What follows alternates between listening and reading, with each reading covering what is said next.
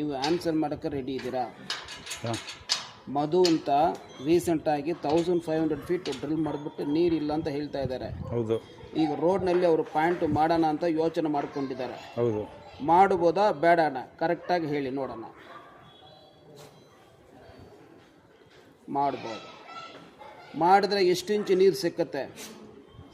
5 ಇಂಚು ನೀರು, 4.5, 3.5, 3,